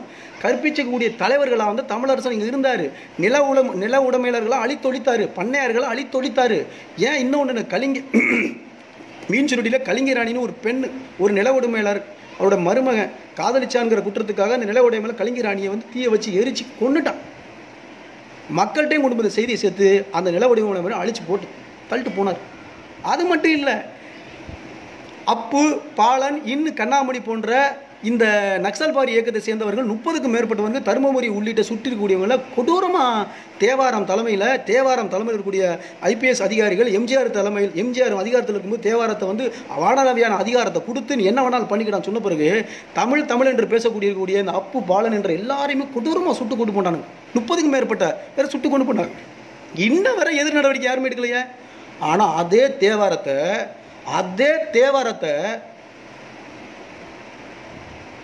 எதிர் நடவடிக்கை கொள்வதற்காக முயற்சி செஞ்சார் தமிழரசன். ஆனால் அன்றைய தேதிக்கு இது தேவாரம் வரலை. வந்திருந்தா தமிழ் தேசிய தலைவர் தமிழரசன் அவரை போட்டிருப்பார். இது வரலாற்று பதிவு. ஆனால் இங்கே எப்படி ஓடிக்கிட்டு இருக்கீங்க? பெரும் மதிப்புக்கு மரியாதை கூடிய அண்ணன் செந்தமிழன் சீமான் ஒரு மேடையில் பேசுகிறாரு. இதை நான் கவனிக்கிறேன். எனக்கு பெரிய ஷாக் ஆயிடுச்சு. அவர் என்ன சொல்கிறாருன்னா பார்த்தீங்கன்னாக்க, நாம் நேர்மையாக இருப்பதற்கு ஐயா சகாயம் போல உருவாகணும், ரைட்டு. அடுத்து நேர்மையான ஐபிஎஸ் அதிகாரி இருக்கும்போது சைலேந்திர பாபு மாதிரி இருக்கணும் அப்படிங்கிறாரு. சைலேந்திர பாபு நேர்மையான ஐபிஎஸ் அதிகாரிங்கிறது இந்த ஒட்டுமொத்த மக்களுக்கு அவர் கற்பிக்கிறாரு. அவரை ஃபாலோ பண்ணுறவங்களுக்கு. சைலேந்திர பாபு யார் தெரியுமா? முதல்ல சைலேந்திர பாபுங்கிறவன் தமிழ்நாடு விடுதலை படையினுடைய தமிழரசன் கொல்லப்பட்ட பிறகு, அதுக்கப்புறம் மாறன் கொடைக்கானல் டவர் குண்டுவெடிப்பில் கொல்லப்பட்ட பிறகு, அதற்கப்புறம் நாகராஜுங்கிறவர் பொறுப்படுத்தார். அந்த நாகராஜ் தான் தமிழ்நாடு விடுதலை படையை கொண்டு சீரும் சிறப்பாக போனார். அந்த நாகராஜனை ஒடுக்குவதற்கு திண்டுக்கல்ல ஒரு பம்பு செட்டில் பதுங்கி இருக்கும்போது காட்டி கொடுக்கப்பட்டு, அந்த பம்பு செட்டில் கூடிய நாகராஜனை ஜெயலலிதா பாபு இரவோடு இரவாக சுட்டு கொண்டு போட்டு போனோம். அந்த ஜெயலலிதா பாபு அதே மாதிரி தமிழ்நாடு விடுதலை படை தோழர்களை தேடி சிறைப்படுத்தி சுட்டு கொண்டு போன ஜெயலலிதா பாவை அவரை ரோல் மாடலாக நம்ம ஏற்கணுமா? இது எப்படி இருக்கு? ஒரு தேசிய விடுதலை போராட்டத்தை தமிழீழ தேசிய தலைவர் பிரபாகரன் அங்கே இருக்கும் பொழுது, சிங்கள காவல்துறையில் ஒரு தமிழை பஸ்தியாம்பிள்ளைங்கிற ஒரு பெரிய காவல்துறை அதிகாரி அங்கே இருக்கிறான். பெரும் காவல்துறை அதிகாரி. ஆனால் சிங்கள தேசத்துக்கு வேலை செஞ்சுக்கிட்டு இருக்கான். அவன் தமிழீழ விடுதலை போராளிகளை தேடி அழிக்கிறான், சிறைப்படுத்துறான், சுட்டு கொள்றான். அப்படி பிரபாகரனை தேடி வரும் பொழுது பக்கத்தில் தான் ஒரு தோட்டத்தில் பிரபாகரன் இருக்காரு. நெருங்கிட்டான். ஆனால் செல்லக்கிளியம்மான்கிற ஒரு படை தளபதி அவனை தடுத்து நிறுத்தி அந்த பஸ்தியாம்பிள்ளையோட துப்பாக்கியை பிடுங்கி அப்படியே அவரை போட்டு அவருடைய காவலர்களையும் போட்டு தப்பிச்சு போனாங்க. அன்னைக்கு பஸ்தியாம்பிள்ளைய செல்லக்கிளியம்மன் கொல்லனாக்கு இன்னைக்கு தமிழீழ தேசிய தலைவர் இல்லை. ஆனால் அதே பஸ்தியாம்பிள்ளை சிங்கள காவல்துறைக்கு அங்குள்ள மக்களுக்கு நேர்மையினால் தான் பூசப்படுவார். அதுக்காக நேர்மையினாலும் சொல்லிட முடியுமா? ஏன் ஒரு தமிழ் தேசிய விடுதலையை ஒடுக்கியவன் சைலேந்திர பாபு. அப்ப இங்க என்ன வரலாறு அங்க கற்பிக்கப்பட்டு இருக்கு? மோசமான வரலாறு கற்பிச்சுக்கிட்டு இருக்கு. அடுத்து தமிழீழ தேசிய தலைவருக்காக தமிழீழ விடுதலை போராட்டத்தை அங்கீகரித்து முதல்ல குடமுருட்டி பாலத்தை குண்டு வச்சு தகுத்துறதுக்காக தமிழரசன் ஐயா போறாரு. போய் அந்த அறிக்கையை நாங்கள் குண்டு வைக்க போகிறோம், அதுக்கு முன்னாடி நீங்கள் உங்கள் உயர் அதிகாரிகள் சொல்லி அதை நிறுத்துங்க அப்படின்னு சொல்லும்போது, சரி பரவாயில்ல இவங்க குண்டு வைக்கிட்டு அங்குள்ள மக்கள்லாம் சாவட்டு அப்படிங்கிற முடிவுக்கு வந்த பிறகு அதை பழியை தூக்கி தமிழரசன் மேலே போடணும் அப்படிங்கிறதுக்காகவே ஒரு இன்ஃபார்ம் பண்ணி கூட அந்த அந்த ரயில்வே அதிகாரி அதை தடுத்து நிறுத்த தவறிட்டார். அப்படின்னா நீ கொல்லட்டும், ஒரு 40 மக்கள் சாகட்டும், செத்த பிறகு பழியை தூக்கி தமிழரசன் மேலே போடலாங்கிறதான். ஏன்னா அதுக்கு முன்னாடி நான் குண்டு வைக்க போகிறேன் அப்படிங்கிற தகவலை சொல்லிட்டு நோட்டீஸை ஒட்டிட்டாரு. ஆனால் அப்போ தடுத்து நிறுத்திருக்கணுமா இல்லையா? அப்போ மக்களை கொள்வதா இருந்தா ஏன் இன்ஃபார்ம் பண்ணணும்? தமிழரசன் இன்ஃபார்ம் பண்ணிங்க, அவங்க தடுத்து நிறுத்தலை. மக்கள் சாகட்டும் பார்த்த இந்த இந்திய பேரரசு, இந்த தமிழக அரசும் பழியை தூக்கி தமிழரசன் மேலே தூக்கி போட்டுட்டு, தமிழரசன் அந்த 39 பேருக்கு மேலே மக்கள் கொல்லப்பட்ட பிறகு இனி ஒருபோதும் மக்களுக்கு எதிராக நம்ம செயல்வே படக்கூடாதுன்னு சொல்லி அவர் கடுமையாக அவரை தாக்கம் ஏற்படுத்துச்சு. அவருக்கு இரவு பகலாக மனநோய் பிடிச்ச மாதிரி ஆகிட்டார். ஐயோ, எந்த மக்களுக்காக நான் போராட்டத்தை ஆரம்பிச்சேனோ அதே மக்களை நான் கொண்டுட்டேனே, நான் இன்ஃபார்ம் பண்ண பிறகு இவங்க தடுத்து நிறுத்திட்டாங்களே, பழியை தூக்கி நம்ம மேலே போட்டாங்களே அப்படின்னு சொல்லி இருக்கும்போது, அந்த குடமுருட்டி பாலத்துக்கு அப்புறம் ஐயோ அதுக்கு எனக்கு சம்மந்தம் இல்லை, தமிழரசன் தான் இதை சொன்னார், இதுதான் கொன்னாரு, அவர் தான் பண்ணார் அப்படின்னு சொல்லி புரட்சி இயக்கம் பேசுகிறாங்க பாருங்க. பூஜா இயக்கா, மாஜா இயக்கா, மாக்கா இயக்கா, இவங்கெல்லாம் நோட்டீஸ் அடிச்சு விட்டுனானுங்க. எங்களுக்கும் தமிழருக்கு சம்மந்தம் இல்லை, தமிழரசு எங்கே இருந்தாலும் நாங்கள் காட்டி கொடுப்போம் அப்படின்னு விட்டுனானுங்க. அதையும் தாண்டி தமிழ்நாடு விடுதலை படை தலைவன் தமிழரசன் அங்கே நின்றான். இந்தியா என்பது தேசிய இனங்களின் சிறை கூடம் அப்படிங்கிறான். அவன் தான் சொல்கிறான். ஒட்டுமொத்த தேசிய விடுதலை எனக்கு ரிப்போர்ட் அடிக்கிறாங்க சகோ. நமக்கு நம்மளை முகநூலையே இவங்க இயங்க விட மாட்டாங்க. எனக்கு நல்லா தெரியும். எனக்கு இருக்கிற ஒரே ஆயுதம் இந்த முகநூல் தான். அதை நமக்கு இயங்க விட மாட்டானுங்க. எனக்கு இருக்கிற சரி அதை விடுங்க. அப்போ ஒட்டுமொத்த தேசிய இனங்களுக்கு சிறை கூடம் சொன்னவர் தான் தமிழரசன். அது மட்டும் இல்லை, ஆங்கிலேயர் ஏகாதிபத்தியம் தன்னோட நிர்வாக முறைக்கு 546 சமஸ்தானங்களை ஒருங்கிணைத்து அங்கே தன்னோட நிர்வாக முறைக்காக ஆளுநர், கலெக்டர், தாசில்தார் இப்படி போட்டு வச்சுட்டு போன விஷயங்களை அதை அப்படி மூலிகை பட்டி டிங்கிரியம் போட்டு வச்சுருக்கோம் தான் இந்த நிர்வாகத்தில் உள்ள கீழே இருக்கக்கூடிய. அதுக்கப்புறம் 30 மாநிலங்களாக ஒருங்கிணைச்சு இந்திய ஒன்றியமாக ஓடிக்கிட்டு இருக்கு. அந்த தேசிய விடுதலை போராட்டங்களை ஒருங்கிணைச்சு அதுக்கு தமிழ்நாடு தலைமை தாங்கும் அப்படின்னு சொன்ன ஒரு பெரிய ஆகப்பெரிய மகான். மக்களோடு தான் இருப்பார், மக்களோடு தான் சாப்பிடுவார், மக்களோடு தான் போராடுவார், மக்களோடு தான் நிற்பார். இன்னும் நீங்கள் வந்து Panruti side, Jayankondam side, Ariyalur side, Pondicherry சைடுலாம் போய் பார்த்தீங்களாக்கு அவர் வாழ்ந்தது, அவர் இருந்தது எல்லாமே முழுக்க முழுக்க முழுக்க முழுக்க முழுக்க ஆதிக்குடின்னு சொல்லக்கூடிய, தொல்குடின்னு சொல்லக்கூடிய ஆதிக்குடியாக இருக்கக்கூடிய குறவர் குடியோடவும் பறையர் குடியோடு தான் வாழ்ந்தார். இதுதான் வரலாறு. அப்பேற்பட்ட ஒரு உன்னதமான ஒரு பெரிய மனிதன், அப்படிப்பட்ட உயரிய மனிதன் கொண்ட நபரை நம்ம எப்படி போற்றணும்? ஈழ விடுதலை போராட்டத்தை பேசக்கூடியவர்கள் தமிழீழ தேசிய தலைவர் பிரபாகரனை தவிர்த்து ஈழ விடுதலை போராட்டத்தை பேசினார், அவளை நம்ம எப்படி பார்ப்போம்? நம்ம அங்கீகரிப்போமா? அதுபோல தமிழ்நாடு விடுதலை பேசக்கூடிய, தமிழ் தேசிய அரசியலை பேசக்கூடிய, தமிழர் உரிமையை பேசக்கூடிய நபர்கள், சுதந்திர தமிழ்நாடு பேசக்கூடிய நபர்கள் தமிழரசனை தவிர்த்து நீங்கள் அரசியல் பேசினா எப்படி இருக்கும்? இங்கே எங்கேயா பேசுகிறீங்க அரசியல்? அம்பேத்கரை வாழ்த்துறோம். அதே அம்பேத்கர் தான் இந்திய அரசியல் அமைப்பு சட்டத்தை உருவாக்கும் பொழுது தேசிய விடுதலைக்கு ஒன்றுமே எழுதாமல் தேசிய ஒற்றுமையில் இந்தித்துவக்கு இந்தியா ஒற்றுமை இருக்கணும் அப்படின்னு சொல்லி பல தேசிய மக்களை ஒருங்கிணைச்சு இந்திய அரசியலமைப்பு சட்டத்தை ஒருங்கிணைச்சிட்டு போன இதே அம்பேத்கர் தான். அவருக்கு எதிராக தான் தமிழரசன் நின்றார். அரசியல் நிற்கிது. காஷ்மீர் விடுதலை அப்படி தான் நிற்கிது, அம்பேத்கர் எதிராக தான் நிற்கிது. நாகாலாந்து விடுதலை அதான் நிற்கிது, பஞ்சாப் விடுதலை அதான் நிற்கிது, மணிப்பூர் விடுதலை அதான் நிற்கிது, மிசோரம் விடுதலை அதான் நிற்கிது, தமிழ்நாடு விடுதலை அதான் நிற்கிது. யாருக்கு எதிராக? அம்பேத்கர் எழுதிய அரசியல் சாதன சட்டத்துக்கு எதிராக, தேசிய விடுதலைக்கு, தேசிய உரிமைக்கு அவர் எதுவுமே செஞ்சுட்டு போல. அவர் கஷ்டப்பட்டார், ஒடுக்கப்பட்டார், மிக மோசமாக ஒடுக்கப்பட்டார், கஷ்டத்திலிருந்து வந்தார். எப்படி அப்துல் கலாம் வந்து கஷ்டப்பட்டு வாழ்க்கையில் முன்னுக்கு வந்தாரோ அதுபோல் அம்பேத்கர் கஷ்டப்பட்டு வாழ்க்கையில் முன்னுக்கு வந்தார். சமூக சீர்திருத்தவாதி தான், சமூக புரட்சியாளர்லாம் நாங்கள் ஏற்க முடியவே முடியாது. எங்களுடைய கொள்கை இதுதான். சமூக புரட்சி என்பது வேற, சமூக சீர்திருத்தம் என்பது வேற. இங்கே சமூக சீர்திருத்தவாதியெல்லாம் இங்கே புரட்சிவாதி இங்கே விதிச்சுக்கிட்டு இருக்கீங்க. தப்பு. இருக்கின்ற நாட்டில் இருக்கின்ற கோரிக்கையை கேட்டு பெறுவது என்பது சமூக சீர்திருத்தம். இருக்கின்ற நாட்டில் தனியாக ஒரு தேசத்தை எடுத்து தனித்த கான்ஸ்டியூஷன் உருவாக்குவதுங்கிறது புரட்சி. அப்போ நான் புரட்சியவாதியா, சமூக சீர்திருத்தவாதியானா? இங்கே நான் புரட்சியவாதியை தான் இருக்க ஆசைப்படுறேன், சமூக சீர்திருத்தவாதியாக இருக்க நான் ஆசைப்படலை. நான் இருக்க ஆசைவே படலை. லெனின் சமூக சீர்திருத்தவாதி கிடையாது, புரட்சியாளர். மாவோ புரட்சியாளர், ஃபிடல் காஸ்ட்ரோ புரட்சியாளர், பிரபாகரன் புரட்சியாளர், தமிழரசன் புரட்சியாளர், சாவேஸ் புரட்சியாளர், சுபாஷ் சந்திர போஸ் புரட்சியாளர். இருக்கின்ற நாட்டுக்குள்ளே நான் நல்லா சொல்கிறது நல்லா புரிஞ்சுக்கின்னு நினைக்கிறேன். அதனால் ஐயா மணியரசன் ஒன்று பேசுகிறாரு. நான் இப்போ சமீபத்தில் அந்த வீடியோ பார்த்தேன். என் நாடு தமிழ்நாடு, என் மொழி தமிழ்மொழி, என் இனம் தமிழினம், நான் இந்தியனோ திராவிடன் இல்லை, சுதந்திர தமிழ் தேச குடியரசு அமைப்பது தான் எங்கள் இலக்கு, இதை தாண்டி தமிழ் தேசியத்தை யார் பேசினாலும் அது பிழை அப்படிங்கிறார். இதைத்தானங்க 50 வருஷத்துக்கு முன்னாடியே ஆயுதம் தாங்கி அரசியல் படையணியோட மக்களோடு நின்று களமாடி போராடி நின்று போன தமிழரசன் தான் நாங்கள் பேசினாரு. அதை ஏன் பேச மறுக்கிறீங்க? அவரை ஏன் புறந்தள்ளுறீங்க? ஏன்னா திராவிடத்தை பேச மாட்டப்பா, அவன் இந்த இனத்துக்கான பெரிய துரோகி, அவன் எப்பவுமே அழித்தொழிக்க வேண்டியவன், என்னுடைய பெரிய எதிரி ஆரியம், அவன் அதை விட அழித்தொழிக்க வேண்டியவன். ஆனால் தமிழ் தேசம் பேசக்கூடிய நபர்கள், தமிழ் தேசிய இலக்கம் என்று பேசக்கூடிய நபர்கள் எதுக்கு பேசலை? ஏன் சொல்லலை? இன்னும் அரசியல் முரண் கொள்கையை தான் நான் வைக்கிறேன். நாங்கள் அதுக்காக பேசாமல் இல்லை, கடுமையாக பேசிக்கிட்டு தான் இருக்கிறோம். இன்றைக்கி முழுக்க வந்து என் வீடை சுற்றி உளவுத்துறை பார்த்தோம். இன்றைக்கி முழுக்க வந்து எங்களுடைய தமிழர் கட்சியினுடைய பொறுப்பாளர்கள் வீட்டுக்கெல்லாம் உளவுத்துறை போயிட்டாங்க. அதுக்காக நோகாமல் நொங்குதிங்க முடியுமா? கஷ்டப்படாமல் புள்ள வைக்க முடியுமா? நீ கஷ்டப்படாமல் புள்ளைய பெற்றெடுக்க நினச்சினாக்க என்ன பண்ண முடியும்? கஷ்டப்படாமல் புள்ளைய பெற்றெடுக்க நினச்சா என்ன பண்ண முடியும்? சேதாரம் இல்லாமல் இந்த சட்டையை எடுக்க முடியுமா? இப்பெல்லாம் தமிழரசனை பற்றி பேசக்கூடாது. ஏன்னா அதுக்கு ஒரு காலம் வரும். எப்போ வரும் காலம்? 60 வருஷத்துக்கு முன்னாடி பேசின தமிழரசன் பேசின அரசியல் இப்போ பேச பயப்படுறா? அப்போ இனிமேல் எப்போ வரும்? இனி இந்துத்துவ கொள்கையை வந்து வீரியமாக பரப்புவதற்கு இந்துத்துவ ஆட்சி, படுபயங்கரமான ஆட்சி, பாசிச ஆட்சி தொடங்கிருச்சு. இனிமேல் எப்போ வரும் தமிழ் தேசியம்?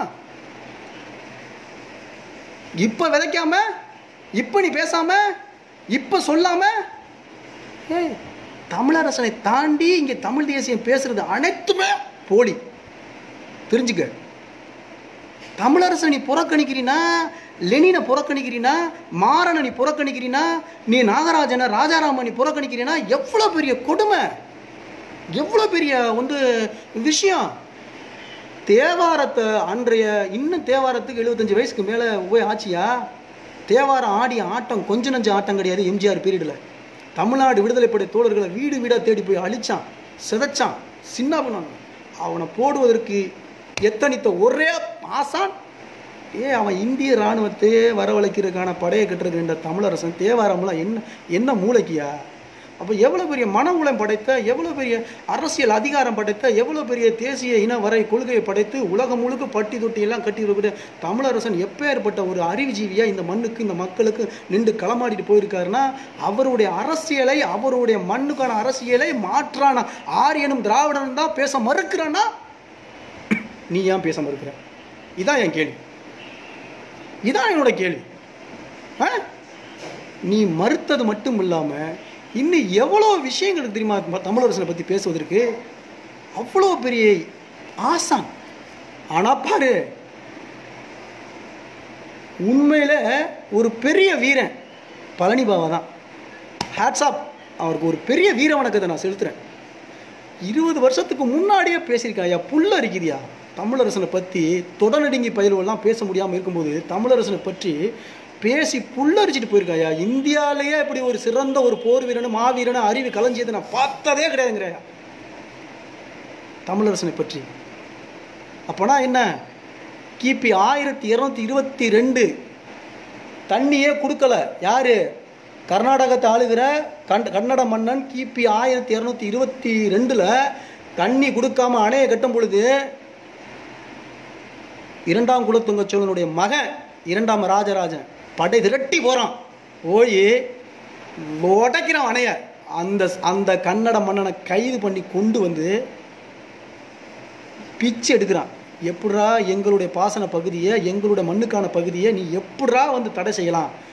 படை இருந்தது, ஆனால் குறுக்க அணையை கட்டுறான் கன்னட மன்னன். நான் சொல்கிற வரலாறு கிபி 1219 கிபி 1336 வரை, 1236 வரை. 2ஆம் குலோத்துங்கச்சனுடைய மன்னம் 2ஆம் ராஜராஜ சோழன் அவன் படையெடுத்து போகிறான். இவங்க அணைய கட்டணம் தெரிஞ்ச பிறகு படையெடுத்து போய் அந்த மன்னனோட போர் தொடுக்கிறான், அடிக்கிறான், உதைக்கிறான், போர் பண்ணி அவனை கைது பண்ணி படை வீரரோடு இங்கே தமிழ்நாட்டுக்கு கொண்டு வந்து அணையை உடைச்சி விடுறான். அப்படியே காவேரி மறுபடி மலர்ந்து விடும். அதுக்கப்புறம் அணையை கட்டின பிறகு இன்னும் காவேரி போன பிறகு ஒன்றுமே செய்யாத முடியதில்லை. 65, 70, 72 காலகட்டம் நினைக்கிறேன். கபினி அணை, அமராவதி அணையை குறுக்க அணையை கட்டுறானுங்க. அந்த அணைக்காக மட்டும் இல்லை, தமிழீழ விடுதலை போராட்டத்தை இந்திய அரசு அங்கீகரிக்கணும். போய் எல்லார்ட்டையும் பிச்சை இல்லையா, அதாவது மக்களுக்கு போராட்டம்னா பிச்சை தான் கேட்கணும் போல. ஏன்னா கொடுக்குறது கையில் இருக்கவங்க காசு கொடுக்க மாட்டாங்கனால போய் எல்லார்கிட்டையும் கேட்குறாரு. ஒருத்தனும் உதவி செய்யலை. அதில் பழனி பாபாவே சொல்கிறார். கடைசி கட்டத்தில் அந்த மனிதர் என்ன பண்ணுறாரு? மக்களுக்கு போராடணுமா, மக்கள்கிட்ட தான் எடுக்கணும், அதை மக்களுக்காக மறுபடியும் திருப்பி கொடுக்கணுங்கிறதுக்காக வங்கி கொள்ளையில் ஈடுபடலை, பொருளாதார நடவடிக்கையில் ஈடுபடுறாரு. பொருளாதார நடவடிக்கையில் ஈடுபட்டு அங்கேருந்து அதை ஒருத்தன் காட்டி கொடுக்கப்பட்டு, அந்த காட்டி கொடுக்கப்பட்ட இடத்துல 2 வெடிகுண்டு மிஷின் கண்ணு இருந்தும் உளவுத்துறை அதிகாரிகள் காய்கறி விற்கிற மாதிரி, மாடு ஓட்டுற மாதிரி, கோழி விற்கிற மாதிரி பக்காவாக திட்டமிட்டு அங்கே நின்று 1 மாதத்துக்கு முன்னாடியே தமிழரசனை உளவெடுத்து, இந்திய அரசு இவனுடைய கொள்கை சித்தாந்தம் ரொம்ப மோசமாக இருந்துகிட்டு இருக்கு, பிராமணியத்துக்கு எதிராக இருந்துகிட்டு இருக்கு, இவனை கண்டிப்பாக இவனை போட்டாங்கன்னா அது மக்களோடு நின்று தான் நீங்கள் கொல்லணும் அப்படின்னு திட்டமிட்டு ஒரு அரியலூர் மாவட்டத்தில் ஒரு மலையாள எஸ்பி அங்கே வர வச்சு, அங்கே உள்ள அந்த எஸ்பி முழுக்க இருக்க மாவட்டம் முழுக்க உள்ள காவல்துறை அதிகாரிகள் இருக்கக்கூடிய எஸ்ஐ, இன்ஸ்பெக்டர், ஏட்டையாக இருக்கக்கூடிய வன்னியர்கள், குறிப்பாக வன்னியர்களை எஸ்ஐ, இன்ஸ்பெக்டர் எல்லாரையுமே இடமாற்றம் பண்ணி முழுக்க இந்திய ஏகாதிபத்தியத்துக்கு வேண்டப்பட்ட, ஆரியத்துக்கு வேண்டப்பட்ட நபர்களை அங்கே குடியமர்த்தப்பட்டு, அதுக்கப்புறம் வேவு பார்க்கப்பட்டு, அதுக்கப்புறம் தமிழரசனை திட்டமிடுவதற்கு வங்கிக்கு பக்கத்தில் வெறும் பெரிய ஜல்லிக்கல்லாம் அங்கே கொட்டி, அதுக்கப்புறம் தமிழரசன் எடுத்து வெளியே வரும் பொழுது கல்லால் எடுத்து அரிச்சு கொள்றாங்க. மக்கள் தான் எரிகிறாங்கன்னு சொல்லி தலைவர் அமைதியாக நின்றார். ஏன்னா அந்த குடமுருட்டி பாலம் தாக்குதலுக்கு அப்புறம் ஒருபோது இந்த ஆயுதம் இந்த மக்களுக்கு எதிராக போயிடக்கூடாதுங்கிறது மாண்பையில் நின்றார். அப்பேற்பட்ட உயர்ந்த கொள்கை கூட்ட ஒரு நபரை, அந்த நபரை எது தமிழ்நாடு ஈழம் இது ரெண்டு அகண்ட தமிழீழ பேரரசு அமைக்க வேண்டும். நாம் தமிழர் கட்சியை உருவாக்க வேண்டும். நாம் தமிழர் கட்சி என்பது அகண்ட தமிழீழ பேரரசு தமிழ்நாடு பேரரசு உருவாக்குன்னு சீபா ஆதித்தனார் அறிவிச்சாரோ அந்த சீபா ஆதித்தனாரோட கட்சியோட தினத்தந்தியில் தான் போட்டான் தமிழ்நாடு விடுதலை படையினுடைய கொள்ளையடிக்க போது வங்கி கொள்ளை ஈடுபடும் போது தமிழரசன் தீவிரவாதி சுட்டு கொல்லப்பட்டார், அடித்து கொல்லப்பட்டார். எப்படி எப்படி அரசியலை பற்றிலாம் தமிழ்நாடையும் தமிழீழத்தையும் இணைச்சி அகண்ட தமிழ்நாடு பேரரசு அமைக்கணும். அந்த தமிழ்நாடு பேரரசுங்கிறது மிகப்பெரிய இந்துத்துவத்தையும் திராவிடத்தையும் ஓட ஓட விரட்டுற மாதிரி இருக்கணும். அதுக்காக தான் நாம் தமிழர் கட்சி நான் உருவாக்குற அப்படின்னு சொல்லி கட்சியை உருவாக்கி பெரிய புரட்சி செய்த சீபா ஆதித்தனாருடைய தினத்தந்தி பத்திரிகை தாண்டா தோழர் தமிழரசன் அங்கே கொல்லப்பட்ட பிறகு வங்கி கொள்ளையன் அடித்து கொல்லப்பட்டார்ன்ற செய்தியை போட்டாங்க. எப்படி இருக்கு அரசியல் வரலாறு? தமிழரசன் என்பவன் அது ஒரு எரிமலை, அது வந்து சொல்ல முடியாது. அந்த எரிமலை நெருப்பை தொட்டு இன்று தமிழ்நாடு நின்றிருந்தால் இங்கே மீத்தேன், இந்த ஹைட்ரோ கார்பன், இங்கே ஸ்டெர்லைட்டு, இங்கே நிலக்கரி பிரச்சனை, அனல் மின் நிலைய பிரச்சனை, இங்கே மாநில உரிமை பிரச்சனை, ஒரு பயம் இங்கே காலம் வச்சிருக்க முடியுமா? இங்கே சினிமா கூத்தாடி ரஜினியிலேருந்து கமலஹாசன்லேருந்து அஜித்திலேருந்து இன்னும் ஏழை கூத்தாடிகள் ஓவியான்னு சொல்லக்கூடிய கூட்டங்களுக்கு, இன்னும் சன்னிலேன்னு சொல்லக்கூடிய கூட்டங்களுக்கு இந்த இளைஞர்கள் கூட்டம் சென்றுப்பானா? விட்டல் கேஸ்ட்ரோ எப்படி அங்குள்ள கியூபா மக்களை புரட்சிகர சிந்தனையில் வச்சிருக்கானோ, சீனா நாட்டாருடைய மாவோ மக்கள் எப்படி எங்கள் சீனா மக்களை புரட்சிகர சிந்தனையில் வச்சிருக்கானோ, எப்படி கம்யூனிஸ்ட் சேர்த்தில் இருக்கக்கூடிய ஒவ்வொரு தலைவன் கிளம்பி அந்த மண்ணின் மக்களை புரட்சிகர சிந்தனையில் வச்சிருக்கானோ, எப்படி இஸ்ரேல் மக்களை வந்து தன்னுடைய புரட்சிகர சிந்தனையில் வச்சிருக்கானோ, அதுபோல் தமிழ்நாடு அறிவார்ந்த மக்களாக நின்றுக்க மாட்டோமா? அறிவார்ந்த தலைவனுக்கு பின்னாடி நம்ம நின்றுக்க மாட்டோமா? இந்த கூத்தாடி பயிலெல்லாம் ஓட ஓட அடித்து விரட்டியிருக்க மாட்டோமா? நொறுக்கி விட்டுருப்போம். ஆனால் இங்கே அதுக்கான தலைவர் நம்மக்கிட்ட இல்லை. அதுக்கான தலைவர் இல்லை. இப்போ நம்ம என்ன செய்ய முடியும்? அதுக்காக விட்டுட்டு ஓட முடியுமா? கெஞ்சுவதில்லை பிறர்பால் அவர் செய் கேட்டினுக்கும் அஞ்சுவதில்லை மொழியையும் நாட்டையும் ஆளாமல் துஞ்சுவதில்லை. எனவே தமிழர் தோழெழுந்தால் எஞ்சியவர் இல்லை உலகில் எவரும் எதிர் நின்றோ. அப்படிப்பட்ட தமிழ் சமூகம் எவ்வளோ மோசமாக கிடந்துக்கிட்டு இருக்கு. நாங்கள் பேசணுமாக்கு நாங்கள் பேசிக்கிட்டு தான் இருக்கிறோம்.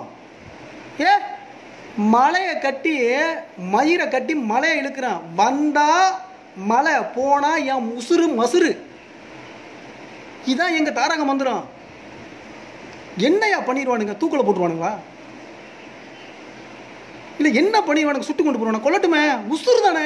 உசுறு நம்ம மசுறு இடத்துக்கு தானே உசுறு போகணும். வேற சும்மா வந்து கூத்தாடி பயிலுக்கு பின்னாடி போய் சும்மா கூலிப்படைக்கு முன்னாடி போய் சும்மா மத கலவரத்துக்கு முன்னாடி போய் உசுறு போனால் தானே தப்பு. இனத்துக்கு தானே உசுறு போகுது.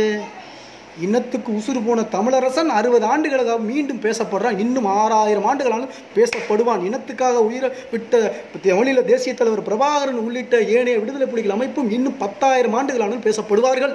அது வரலாறு. நீ குடும்பத்துக்காக வேறு எவனுக்காக உயிரை விட்டினாக்கா அதிகபட்சம் 10 வருஷம் கூட அவனை பேச மாட்டாங்க. குடும்பத்தில் உள்ளவங்களே அவனை மறந்து தூக்கி வச்சுட்டு போயிட்டே இருப்பாங்க. என்னடா எல்லாத்தையும் தொலைச்சி நிற்கிறோம்டா. எதுவுமே நிற்காத மாதிரி நிற்கிறானுங்கடா. இங்கே வந்து எதுவுமே நடக்காத மாதிரி நிற்கிறானுங்கடா. இங்கிட்டு திராவிடங்கிறான், இங்கிட்டு இந்தியங்கிறான், இங்கிட்டு இந்துங்கிறான், அங்கிட்டு கிறிஸ்டின்ங்கிறான், அங்கிட்டு முஸ்லீம்ங்கிறான், அங்கிட்டு தலித்துங்கிறான், அங்கிட்டு புத்திஸ்ட்டுங்கிறான். தமிழை எவ்வளோடா சித்தாந்த கருத்துக்களை அவன் மீது திணிப்பீங்க. அவன் மீது திணிச்சு அவனை சொல்லுவீங்கடா. பண்டைய காலகட்டத்திலேருந்து இந்த காலம் வரை அவன் தமிழன் தானடா. ஆதி காலத்துலேருந்து இந்த காலம் வரை அவன் தமிழன் தானடா. கீழடி அதானடா சொல்லுது, அழகன்குளம் அதானடா சொல்லுது, கொற்கை தானடா சொல்லுது, ஆதிச்சநல்லூர் அதானடா சொல்லுது. அப்போல்லாம் இந்தியங்கிற ஒரு தேசம்லாம் கிடையாது, திராவிடங்கிற ஒரு தேசம்லாம் கிடையாதடா. அதே தமிழர்களாக நம்ம இருந்துகிட்டு இருக்கோம். ஏன்டா ஒவ்வொரு சித்தாந்த கருத்துக்களை மட்டும் இங்கே திணிக்கிறீங்க, நுழைக்கிறீங்க? அதுக்காக ஒரு பெரும் ஆசான், பெரும் தலைவன், ஒரு பெரிய புரட்சியை வித்திட்ட கழகம் ஊட்டிய கழகம் செய்து அம்பேத்கர் யாரோ சொல்லுங்க, அது கழகம் செய், கற்பி, ஒன்று சேர், கைப்பற்று. இதைத்தான தமிழரசன் செய்கிறாரு. என்ன பயம்? எப்படி தான் இப்போ தமிழர் தேசியம் பண்ணணும், எப்படி தான் தமிழ் தேசியம் நீங்கள் பேசணுங்கிற எனக்கு தெரியலையே.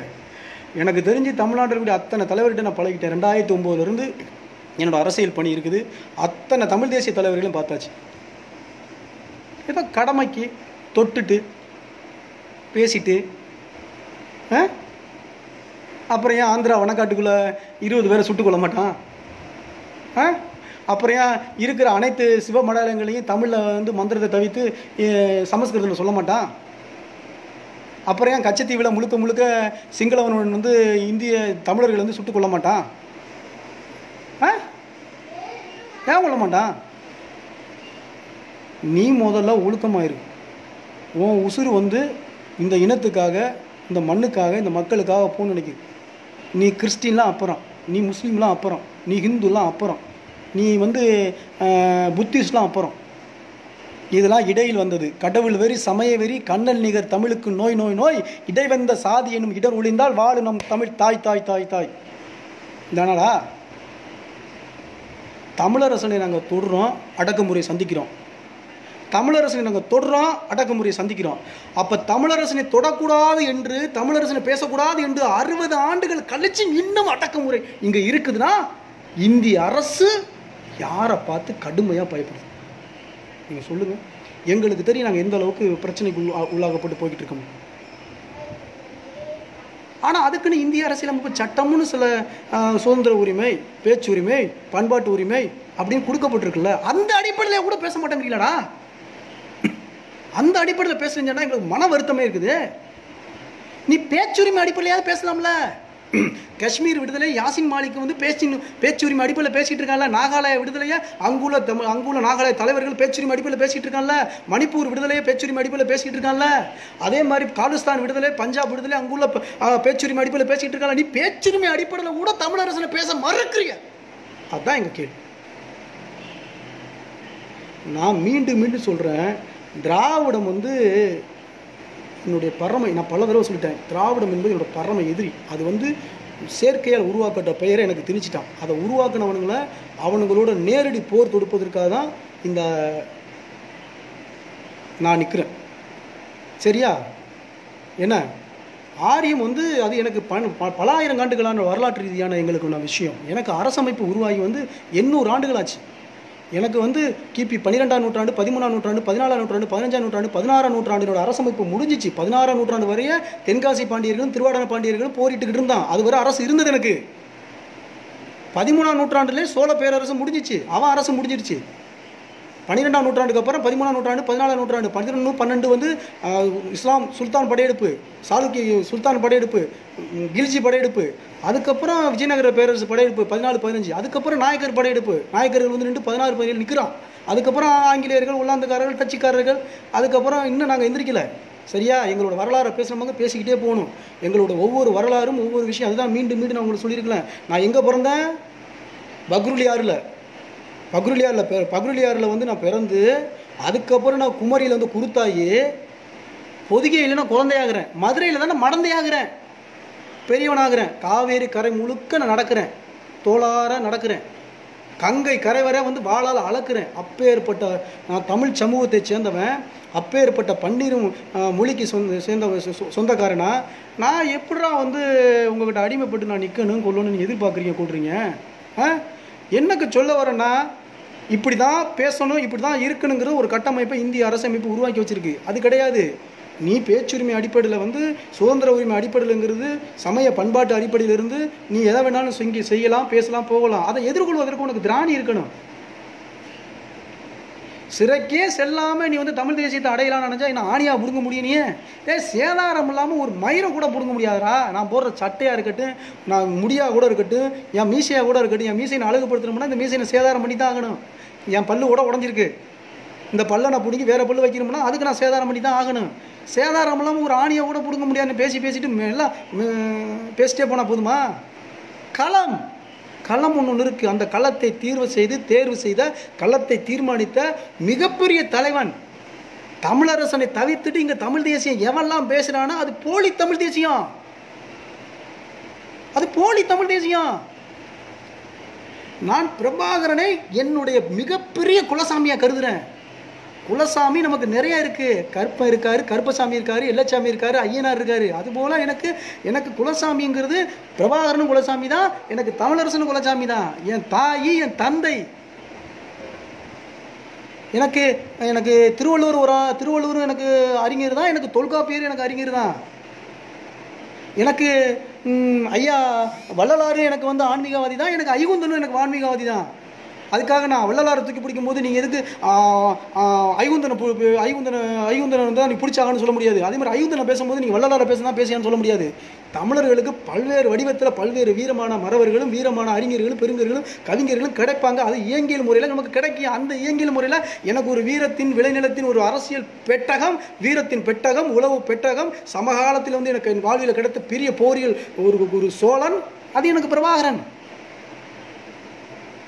அதை அவர் எங்கேயுமே எந்த இடத்துலையும் விட்டு கொடுக்க போகிறது கிடையாது, பேச போகிறது கிடையாது. அது அவர் மண்ணுக்கான அரசியல் அங்கே பண்ணியிருக்காரு, அந்த மக்களுக்கான அரசியல் அங்கே செஞ்சிருக்காரு, அந்த மக்களை வீரத்தின் விளைவால் எடுத்துட்டு இருக்காரு. சிங்கள பேரினவாத அரசோடு போரிட்டு இருக்காரு, அதுக்காக மல்லுக்கிட்ட வந்து இந்திய அரசோட போரிட்டு இருக்காரு, நின்றுருக்காரு, பண்ணியிருக்காரு, போயிருக்காரு. அவருடைய உரிமைகளுக்காக அவருடைய கோரிக்கைகளுக்காக நின்றுருக்காரு. ஆனால் என் உரிமை, என் மக்கள், என்னுடைய இன விடுதலை, என்னுடைய 8 கோடி மக்களுடைய விடுதலைக்கு டெலோவோ, இபிடிபியோ, இராசோ, எல்டிடியோ, இபிஆர்ல போ எந்த இயக்கமும் என்னுடைய தமிழ்நாடு விடுதலை போராளிகளுக்கு உதவி செய்யலை.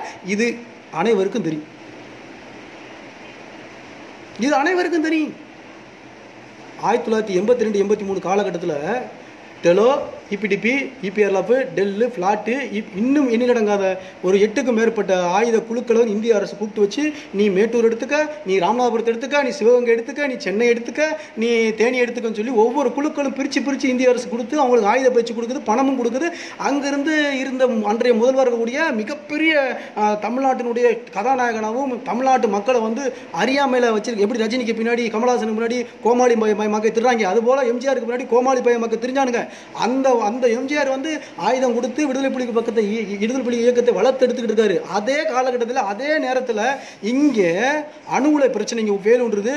இந்த தமிழ்நாட்டுக்குள்ள நெய்வேலி நிலக்கரி சுரங்கத்தில் இருக்கக்கூடிய ஒட்டுமொத்த மக்களுடைய இடங்களை சுருங்கி அப்படியே பிடிங்கி எடுத்துக்கொண்டு அந்த மின்சார தேவைகள் எடுத்து உலகம் முழுக்க கொண்டு போய் சேர்ப்பதற்கு வந்து மார்வாடி கும்பல் உள்ளே வரும்போது அப்போ கிளம்புறான் தமிழரசன். அதே போல் முந்திரிக்காடு முழுக்க, அதே போல் பண்ணையார்கள், ஜமீன்தார்கள் எல்லாத்தையும் தவிடுபடி ஆக்கி சரிக்கு சமமாக ஒவ்வொருத்தண்டையும் 100 ஏக்கர் இருக்கா பிடுங்கிறது. இங்கே வா 100 ஏக்கர் பிடுங்குறா. அங்கே உள்ள தாழ்த்தப்பட்ட மக்களாக இருக்கிறான். யாரா தாழ்த்தப்பட்ட மக்கள்? அவன் ஆதி குடி, தமிழ் குடி, பறைய குடிங்க வா, நீ தான் தமிழ் குடிங்க வா, இந்த உனக்கு 2 ஏக்கர், உனக்கு 2 ஏக்கர், உனக்கு 2 ஏக்கர், 100 ஏக்கரை பிரிஞ்சு உனக்கு ஒரு 10 ஏக்கர் மட்டும் வச்சுக்க, எல்லாரும் சரிக்கு சமமாக பிரித்து கொடுக்குறான்.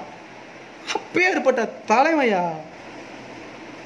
அந்த தலைவனை வந்து எல்லா இயக்கங்களுக்கும் இங்கே வந்து ஆயுதங்கள் கொடுக்கப்படும் பொழுது புலிகள் இயக்கம் உள்பட அங்கே ஆயுதங்கள் கொடுத்து வளர்த்தெடுக்கப்படுது. ஆனால் தமிழ்நாடு விடுதலைப்பட தோழர்களை தேடி தேடி தேடி தேடி இந்திய உளவுத்துறையும் தமிழ்நாடு காவல்துறையும் அழிச்சிச்சு. அங்கிட்டு புலிகள் இயக்கத்துக்கு எம்ஜிஆர் உதவி செய்கிறாரு, இங்கிட்டு தமிழ்நாடு விடுதலைப்படையை எம்ஜிஆர் வந்து சுட்டு கொண்டுகிட்டு இருக்காரு. எத்தனை பேருக்கு தெரியுது? இந்திய அரசு ஈழ விடுதலை போராளி குழுக்களுக்கு ஆயுதம் கொடுத்துக்கிட்டு இருக்கு. ஒரு ஆயுதம் வந்து தமிழ்நாடு விடுதலை போராளிகளுக்கு போய் சேராதவர் இந்திய அரசு பார்த்துக்கிட்டு இருக்கு. அப்ப ஈழ விடுதலை வந்து என்ன வேணாலும் கொடுக்கலாம், எப்ப வேணாலும் அழிக்கலாம் அப்படிங்கிற திட்டம் இந்தியாவுக்கு. அதுதான் நடந்து முடிஞ்சிச்சு கண்ணுக்கு முன்னாடி. அது நம்ம எல்லாம் பார்த்தோம். எவ்வளவு ஆயுதங்களை இந்தியா கொடுத்ததோ அவ்வளவு ஆயுதங்களை புடுங்குச்சு, அவ்வளவு மாரி போர் தொடுத்துச்சு, உலக நாடுகளை கூப்பிட்டுச்சு, ஒட்டுமொத்த ஈழத்தையும் அழிச்சிச்சு. 50 வருஷம் தேடி தேடி சேர்த்த அந்த ஈழ விடுதலை இப்போ 50 வருஷம் பேக்கில் போச்சு. 10 வருஷம் ஆச்சு போர் முடிஞ்சு, பேக்கில் போயிடுச்சு. இன்னும் எத்தனை வருஷம் ஆகுமோ ஈழ விடுதலை நடப்பதற்கு, சாத்தியப்படுவதற்கு?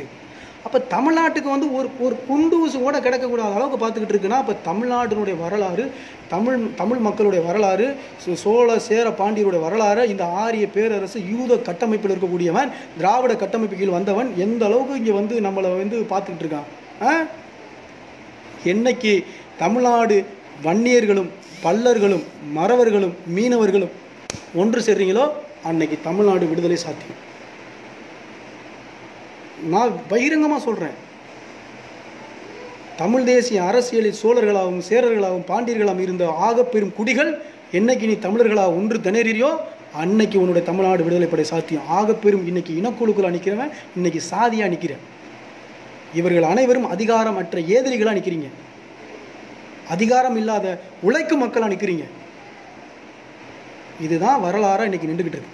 இந்த வரலாற்று பெருமைக்குள்ள ஒவ்வொரு இனக்குழுக்கையும் இந்துத்துவத்தையும், பறையர்களுக்கு முழுக்க தலித்தியத்தை பரப்புறது என்ஜிஓ மூலம், வன்னியர் முழுக்க இந்துத்துவத்தை பரப்புறது, கள்ளர்களுக்கும் மறவர்களுக்கும் இந்துத்துவத்தை பரப்புறது, மீதி இருக்க உள்ள இடைநிலை சாதிகளெல்லாம் வந்து வச்சுக்கிட்டு, இடைநிலை இருக்கக்கூடிய தமிழ் சொந்தங்களெல்லாம் வச்சுக்கிட்டு பிரிச்சுக்கிட்டு நீ அங்கே நிற்கணும், நீ இங்கே நிற்கணும். நீ வேறு யாரு கூட நிற்கக்கூடாது. இவன் மெஜாரிட்டி தான் இவன் போய் பேசணும், இவன் மெஜாரிட்டி தான் இவன் போய் பேசணும். இதுக்கு இடையில வந்து தெலுங்கை வந்து பஞ்சாயத்து பண்ணணும். அவனை அவன் தலைவனாக ஏற்றுக்கிட்டு இருக்கணும். வாழ்க விஜயகாந்த், வாழ்க வைகோ, வாழ்க ஸ்டாலின், இதுதான் ஓடிக்கிட்டு இருக்கு. இதையெல்லாம் கலைஞ்சி சாதி மறுத்து முதலாளித்துவ கொள்கையை வந்து ஒழித்து, நில உடைமையாளர்களை ஒழித்து, ஏற்றத்தாழ்வுகளை கலைந்து தமிழர்களாக நம்ம ஒன்றிணைய வேண்டும், தமிழனாம நிற்க வேண்டும் அப்படிங்கிற ஒரு பெரிய கொள்கையை கோட்பாடுகளை எடுத்து சென்ற ஒரு மாபெரும் மனபலம் படைத்த தமிழரசனை இப்பொழுதும் இந்திய பேரரசு மதகளிர் மாணிக்கம் அவர் பிறந்த ஊர். இன்னைக்கு தமிழரசனுடைய அம்மா 102 வயசாச்சு. தமிழ் தேசிய தலைவர் தமிழரசனுடைய அம்மா 102 வயசாயிருச்சு. நாம் காண கிடைக்காத பெட்டகம், பொக்கிஷம். அவங்க இன்னும் உயிரோடு இருக்கிறாங்க மதகளிர் மாணிக்கத்தில். அவங்க பேர் பசுவத்தம்மாள். அவங்க இருக்கிறாங்க. இன்னைக்கு காலையிலேயே ஒரு 10க்கும் மேற்பட்ட போலீஸு அவங்க வீட்டில் போட்டாங்க. எப்படின்னு பாருங்க. தமிழரசன் என்பவன் ஒரு இமயமலை, ஒரு எரிமலை, அது ஒரு கடல். அந்த கடலினுடைய அரசியல் கொள்கையை ஏற்று இந்திய அரசியல் அமைப்பு சட்டத்திற்கு ஓரளவு பேச்சுரிமையின் அடிப்படையில், சுதந்திரம் உரிமை அடிப்படையில் நீங்கள் பேசுவதுவே பேச வேண்டியதான் நான் சொல்கிறேன். நீ ஆயுதம் தூக்கணும் அப்படிலாம் நான் சொல்லலை. நான் அப்படிலாம் சொல்லவே கிடையாது. நான் சொல்லவும் மாட்டேன். அதே போல் தமிழர்கள் யார் என்று முதல்ல தயவு செய்து வந்து உன்னோட உட்கூறுகள் செஞ்சுக்க, உடற்கூறு, அதாவது தமிழர்கள் யார் என்றுங்கிறது ஆய்வு செஞ்சுக்க. நான் மீண்டும் சொல்கிறேன், உலகம் முழுக்க தமிழர் இருக்கிறான். ஆந்திராவில் இருக்கான், கேரளா இருக்கான், மகாராஷ்டிராவில் இருக்கான், இங்கிலாந்தில் இருக்கான், அமெரிக்காவில் இருக்கான், சிங்கப்பூரில் இருக்கான், மலேசியாவில் இருக்கான். அவனை போய் நம்ம கூப்பிட்றோம். ஆந்திரா இருக்க தமிழை நான் கூப்பிட்றேன், டே இங்கே வாடா அப்படின்னு கூப்பிட்றான். நீ எத்தனை வருஷம் அங்கே இருக்க? 200 வருஷமாக இருக்கிற அப்படின்னு கேட்குறான். நீ வீட்டுக்குள்ள நல்லா பேசுகிற, தமிழ் பேசுகிறேன், வெளியில் நல்லா பேசுகிற, தெலுங்கு பேசுகிறேன், நீ யாரா? நான் தமிழ் அப்படிங்கிறான். கேரளாவில் கூடிய தமிழை நான் கூப்பிட்றேன், இங்கே வாடா இங்கே போகிறேன். நீ வீட்டுக்குள்ள நல்லா பேசுகிற, நான் தமிழ் பேசுகிறேன், வெளியில் என்னடா பேசுகிற, நான் மலையாளம் பேசுகிறேன். அப்படியாடா, சரி போடா தொலைஞ்சி. இங்கே வாடா, கர்நாடகாவில் இருக்க தமிழை கூப்பிட்றேன், இங்கே வாடா, எத்தனை வருஷமாக ஆச்சு? இங்கே 200 வருஷத்துக்கு மேலே வச்சுட்டு நீ வீட்டுக்கு நடா பேசுற, நான் தமிழ் பேசுறேன், வெளியில நடா பேசுறேன், கன்னடம் பேசுறேன், ஓ தாய்மொழி நடா, என் தாய்மொழி தமிழ் அப்படின்னு சொல்லிட்டு போறான். அதே மாதிரி இங்கிலாந்து கூடிய தமிழை அவனை போய் கூப்பிட்டீங்க, வா நீ இங்க வந்து எத்தனை வருஷம் ஆச்சு? 100 வருஷம் ஆச்சு. நீ என்ன பேசுற? வீட்டுக்குள்ள தமிழ் பேசுறேன், வெளியில என்ன பேசுறா? இங்கிலீஷ் பேசுறேன், உன் தாய்மொழி நடா, என் தாய்மொழி தமிழ் அப்படிங்கிறான். அதே தமிழ்நாட்டுக்குள்ள இருக்கக்கூடிய தெலுங்கு, கன்னடம், அவன் நான் கூப்பிடுறான், இங்க வாடா, இங்கே வா, நீ எங்கடா இருப்பா? எப்படா வந்தேன்? நான் வந்து 200 வருஷம் ஆச்சு. எப்படா வந்தேன்? நான் இந்த மாதிரி விஜயநகர பேரரசின் கீழே போட்டு கட்டி வந்தேன், நான் போரில் முறையில் வந்தேன். நான் இந்த மாதிரி மலாலருக்கு ஒரு குரூப் எங்களை கூப்பிட்டு வந்தாங்க, அதுபோல் எங்களை போர் பண்ணுவதற்கு ஒரு குரூப் கூப்பிட்டு வந்தாங்க. அதே மாதிரி எங்கள் இந்த அரசுக்கு வந்து நாங்கள் வந்து தேவரடியார் முறை பார்ப்பதற்கு ஒரு குரூப் கூப்பிட்டு வந்தோம். நாங்கள் இப்படி வந்து இங்கே தங்கிட்டோம் கொண்டுட்டோம் அப்படிங்கிறேன். அப்போ எத்தனை வருஷமாக அங்கே இருக்கிற? தமிழ்நாட்டில் 200 வருஷமாக இருக்கிறேன். வீட்டுக்கு நடா பேசுகிறேன், தெலுங்கு பேசுகிறேன், வெளியில் என்ன பேசுகிறா? தமிழ் பேசுகிறேன். இப்போ உன் தாய்மொழி நடா, தமிழ். அதே கன்னடத்துக்காரன், நீ எப்படா இங்கே உள்ளே வந்த? நாங்கள் வடிவ கூட்டமாக உள்ளே இருக்கும்போது உள்ளே வந்துட்டோம். நீ எங்கே எத்தனை வருஷமா தமிழ்நாட்டில் இருக்கிறா? 200 வருஷமாக இருக்கிறான். சரி, உன் வீட்டுக்கு நடா பேசுகிற, கன்னடம் பேசுகிறேன், வீட்டுக்கு வெளியே நட பேசுகிறா, தமிழ் பேசுகிறேன், உன் தாய்மொழி நடா, தமிழ் அப்படிங்கிறான். எப்படி வரலாறை பாருங்க, நான் சொல்றத எல்லாம் கேட்டுங்க. உலகம் முழுக்க இருக்கக்கூடிய தமிழர்கள் 200 வருடங்கள் 300 வருடங்களும் போய் அங்கே பொருளாதார ரீதியாக, வணிக ரீதியாக, இல்லை வேறு ஏதோ ஒரு நோக்கத்துக்காக போய் இருக்கக்கூடிய தமிழர்கள் வீட்டுக்குள்ள தமிழை தான் பேசினாலும், வெளியில் வந்து அந்தந்த மொழியை பேசினாலும், நீ யாரா அவன் தாய்மொழின்னு கேட்டால் தமிழுங்கிறான். ஆனால் இங்கே பிழைப்புக்கு வந்தவன், போரியல் முறையில் வந்தவன், இல்லை ஏதோ ஒரு வணிக ரீதியாக வந்தவன் வீட்டுக்குள்ள தெலுங்கு பேசுகிறான், கன்னடம் பேசுகிறான். ஆனால் வெளியில் தமிழை பேசுகிறான். அவன் தாய்மொழி என்னன்னு கேட்டால் அவன் தமிழுங்கிறான்.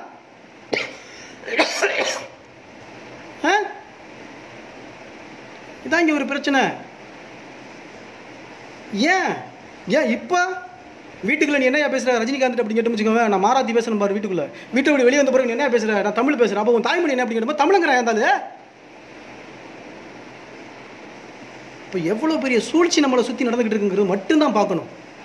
புரியுதா? அந்த சூழ்ச்சியிலிருந்து நம்ம வந்து இன்றைக்கி வந்து இந்த இனத்தை வந்து எப்படி கொண்டு போகலாம், எப்படி சேர்க்கலாம் அப்படிங்கிறது தமிழரசனுடைய பிறந்த நாள் வந்து நம்ம உறுதியேற்போம். தமிழரசன் நோக்கி நம்ம நகருவோம். தமிழரசனுடைய சித்தாந்த கருத்துக்களை, தமிழரசனுடைய அந்த 60 ஆண்டுகளுக்கு முன்னாடி வந்து இந்திய ஏகாதிபத்தியத்தையும், இந்திய ஒன்றியத்தையும், பல்வேறு தேசிய வரையறையை பற்றியும், மீன் சுருட்டி அறிக்கை, பெண்ணாடு அறிக்கை, ஈழத்தமிழர் அறிக்கை, இவர் எந்த அளவுக்கு நெருக்கடி காலகட்டத்தில் போட்டிருப்பாரு. கம்யூனிஸ்ட் கட்சியை எதிர்த்து அன்றைய இருக்கக்கூடிய கம்யூனிஸ்ட் கட்சிக்காரெல்லாம் கம்யூனிசம் சரி, கம்யூனிஸ்ட் பிழை. நான் மீண்டும் சொல்லல, சுதந்திர சோசலிச தமிழ்நாடு குடியரசு, இதான் விஷயம். அப்படிப்பட்ட ஒரு இனத்துக்குள் கம்யூனிசத்தை பேசினால் அந்த கண்டிப்பாக அந்த இனம், வர்க்கம், முதலாளித்துவம், தீண்டாமை, ஏற்றத்தாழ்வு, பாகுபாடு எல்லாத்தையும் ஒழித்து சமமாக நிற்கும். நீ பல இனத்துக்குள்ளே சமத்தை பேச முடியாது, அங்கே ஒரு தலைமை பிரச்சனை வந்துடும். அப்படி தான் வந்து இந்திய அரசியலமைப்பில் கம்யூனிசம் தோற்று போய் நிற்கிது. தோற்று போய் நிற்கும்னு தெரியும் இந்திய கம்யூனிஸ்ட் கட்சிக்கு. கம்யூனிஸ்ட் கட்சிக்கு இன்னும் பூஜாக்கா, மாஜாக்கா, மாக்காய்க்கா, கிக்கோ, குக்கா, கொக்கா, கோக் அப்படிங்கிறதுலாம் எல்லாருக்கும் தெரியும். தெரிஞ்சிருந்தும் ஒரு ஆணியை கூட இன்னும் பிடுங்கலை. ஒரு ஆணியை கூட இன்னும் பிடுங்கலை. இங்கே வந்து ஸ்டெர்லைட் 13 பேர் தமிழ்நாடே அழுது கொட்டுச்சு. ஒவ்வொருத்தன் அழுதான். சுட்டவன் யாரா தெரியல, உத்தரவு போட்டவன் யாரா தெரியல. எடப்பாடி சொல்றாரு எனக்கே தெரியல அப்படிங்கிறார். அங்குள்ள தாசில்தாருக்கு எனக்கு தெரியலங்கிறார். அங்குள்ள டிஎஸ்பி எனக்கு தெரியலங்கிறார். இப்போ யாரா சுட்டது 13 பேரை? இன்னும் 200க்கு மேற்பட்டவங்க காயமடைஞ்சது யாரா தெரியாது. அப்போ இதை யாரா கண்டுபிடிக்கிறது? ஒரு ஒரு போலீஸ்காரன் செத்தா இங்கே தமிழ்நாடு என்ன ஆட்டாட்டுவாங்க தெரியுமா? உங்களுக்கு என்ன ஆட்டாடுவாங்க தெரியுமா? அதுபோல் தமிழ்நாடு விடுதலை படை தோழர்கள் புத்தூர் காவல் நிலையம், முத்தாண்டிக்குப்பம் காவல் நிலையம், இன்னும் எண்ணிலடங்காத காவல் நிலையம் எல்லாம் விசாரணைன்னு சொல்லி பெண்களை கூட்டு போய் கற்பழிச்சிருவானு வரலாறு. இந்த தேவாரம், இந்த வீரப்பனை பிடிக்க போகிறோன்னு சொல்லி வாச்சாத்திங்கிற கிராமத்தில் நம்முடைய பழங்குடி மக்களை அவங்கள சோப்பு வாங்கிட்டு வர சொல்லி குளிச்சுட்டு தான் அவங்க வந்து அந்த கற்பழிப்பு பண்ணுவாங்க. இது வந்து ஒப்புதல் வாக்கு மூலமாக அங்குள்ள பெண்கள் சாரையாக வந்து கொடுத்தாங்க. இந்த வீரப்பன் தேடுதல் வேட்டையில் வரக்கூடிய இந்த அதிரடிப்படை வீரர்கள் எங்கள் பழங்குடியின மக்களை நிறைய பேரை கற்பழித்தாங்க, நிறைய பேரை வந்து சின்னாபிடமாக்குனாங்க. அப்படி கற்பழிப்பதற்கு எங்களை வந்து அவங்களுக்கு நாங்கள் ஈடு கொடுக்கலனாக்கு எங்களை வீரப்பனுக்கு அடைக்கலம் கொடுத்தோம், வீரப்பனுக்கு வந்து சாப்பாடு கொடுத்தோம்னு சொல்லி எங்களை வழக்கு மேலே போட்டு தொந்தரவு பண்ணுவாங்க சொல்லி எவ்வளோ வழக்கு போட்டாங்க. யாரும் அதெல்லாம் எதிர்த்துக்கப்பா? யார் இதெல்லாம் ஏற்றுக்கப்பா? இது எவ்வளோ பெரிய அரசு பயங்கரவாதம், எவ்வளோ பெரிய இனப்படுகொலை, எவ்வளோ பாலியல் பலாத்காரம். யாரா இதை ஏற்றுக்கப்பா? யார் கேட்பா? இதை கேட்டவன் தமிழரசன், இதற்காக படை கட்டியவன் தமிழரசன், இந்த மக்களை அதிகமாக நேசித்தவன் தமிழரசன், இந்த மக்களோ ஒன்றி நின்றவன் தமிழரசன், இந்த மக்களுக்காக கடுமையாக போராட்ட குணத்தில் இறங்கியவன் தமிழரசன், வர்க்க முரண்பாடை கலைந்தவன் தமிழரசன், சாதி ஏற்றத்தாழ்வுகளை பாகுபாடு இல்லாமல் சரிக்கு சமம் நடத்தியவன் தமிழரசன், தனித்தமிழ்நாடே தீர்வு என்று கூறியவன் தமிழரசன், இந்தியா எங்களுடைய அந்நிய நாடு, தமிழ்நாடு எங்கள் தாய் நாடு என்று கூறியவன் தமிழரசன், அனைவரும் இல்லாத தேசத்தை உருவாக்குகிறான், நான் இருக்கின்ற தேசத்தை படை கட்டுகிறேன் என்று கூறியவன், சோழப்படையும் சேரப்படையும் பாண்டிய படையும் இருந்த படைகள், உலகத்தின் மூத்த படைகள், உலகின் கல் தோன்றி மண் தோன்றா காலத்தை வாளோடு முன்தோன்றிய மூத்த குடி தமிழ் குடி, அப்பேற்பட்ட குடி வந்தவர்கள் இன்று அந்நிய படையெடுப்புகளால் வந்தவரிடம் அதிகாரத்தை கொடுத்துவிட்டு இன்னைக்கு அடிமையின் கீழா புழுவின் கீழா இருந்து கொண்டு சப்பை கட்டிக்கிட்டு சப்பா காரணம் சொல்லிக்கிட்டு வீரமாக இல்லாமல் போனனுடைய விளைவு சினிமா துறையில் இருக்கக்கூடிய எம்ஜிஆரையும் சிவாஜியையும் ரஜினியையும் கமலஹாசனையும் விஜயையும் அஜித்தையும் அட்டை துப்பாக்கியில் இருக்கக்கூடியவர்கள், அட்டையில் கத்தி தூக்கி பிடித்தவர்களை நம்ம கதாநாயகர் நடத்தினுடைய பிம்பம், உண்மையான ஒரிஜினல் கதாநாயகர்களை நம்ம வந்து ஏற்க மறுத்ததனுடைய விளைவு இன்னைக்கு நீ கூத்தாடி பைய கிட்ட நாட்டை கொடுத்துக்கிட்டு நீனு கூத்தாடி பையெல்லாம் நின்றுக்கிட்டு இருக்க. நான் பகிரங்கமாக குற்றம் சாட்டுறேன். இன்று தமிழரசனுடைய பிறந்த நாள், 75வது அகவை தினம். தமிழரசனுடைய அம்மா மதகளிர் மாணிக்கத்தில் இருக்காங்க, அவங்க அக்கா அவங்க தங்கை அன்பழகி இருக்கிறாங்க. பெரிய ஒரு தேசிய விடுதலையை முன்னோக்கி நடந்த ஒரு பெரும் மாபெரும் அரசன், மாபெரும் ஒரு தலைவன். அவரை புகழை போற்றுவதற்கு இன்று தமிழ் தேசிய பேரியக்கமாக இருக்கட்டும், இன்னும் இருக்கக்கூடிய நாம் தமிழர் கட்சி உறவுகளாக இருக்கட்டும், அது 2ஆம் கட்ட தலைவர்கள் 3ஆம் கட்ட தலைவர்களுடைய முகநூல் பக்கத்திலேயோ இன்னும் இருக்கக்கூடிய ஏனைய இடங்களுக்கு சென்று பாருங்கள். அம்பேத்கருக்கு கொடுக்க வேண்டிய புகழ் வணக்கத்தை அனைவரும் கொடுத்திருக்கிறார்கள். ஆனால் தமிழரசனை பற்றி அவர்கள் எல்லளவும் பேசவில்லை. கீழே இருக்கிற கடைநிலை இருக்கக்கூடிய ஒன்றிய நகர வட்ட பொறுப்பாளர்கள் தமிழரசனை, அவங்களாம் ஃபீல்டு ஒர்க்கர் எப்போவுமே களப்பணியாளர்கள் எப்போவுமே எல்லாரும் ஏற்பாங்கல்ல என்ன. ஆனால் அதே போல் கீழே இருக்கக்கூடிய தமிழ் தேசிய தொண்டர்களாக இருக்கக்கூடிய தமிழ் தேசிய ஆர்வலர்கள் இன்று மிகப்பெரிய அளவுக்கு ஓரளவு தமிழரசனை வந்து உள்வாங்கி கொண்டு படித்து கொண்டு வேகமாக வருகிறார்கள். அவர்களுக்கு இன்னும் அடுத்த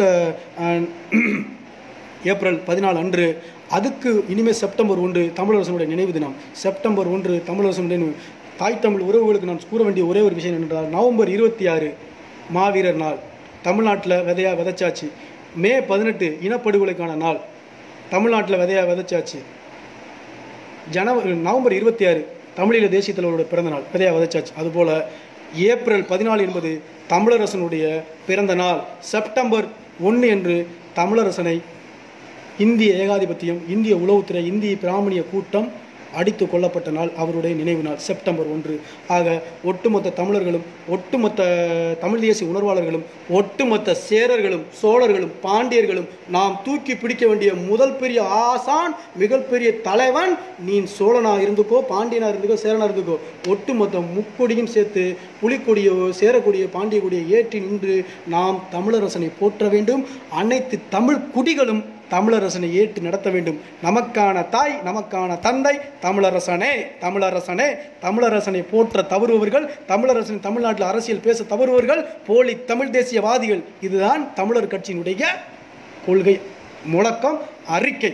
நான் மீண்டும் மீண்டும் தெளிவாக பதிவு செய்கிறேன். களப்பணியில் தமிழருடைய உரிமைக்காக, தமிழனுடைய நிலத்திற்காக, தமிழனுடைய விடுதலைக்காக, தமிழனுடைய ஒட்டுமொத்த மக்கள் பிரச்சனைக்காக களம் கண்டு நின்றவன், ஏகாதிபத்தியை எதிர்த்தவன், ஆதிக்க பயங்கரவாதத்தை எதிர்த்தவன், பன்னாட்டு சர்வதேச சுரண்டலை தடுத்து நிறுத்தியவன், அனைத்து மக்களுக்கும் எதிராக ஒரு பெரிய படையை கட்டியவன், தமிழர் உரிமைக்காக இழந்த சோழ உரிமை, இழந்த பாண்டிய உரிமை, இழந்த சேர உரிமையை படையை கட்டி செலுத்திய தமிழரசனை இங்கே மறைத்துவிட்டு நீ பேசுவது என்பது தமிழ் தேசியம் அல்ல.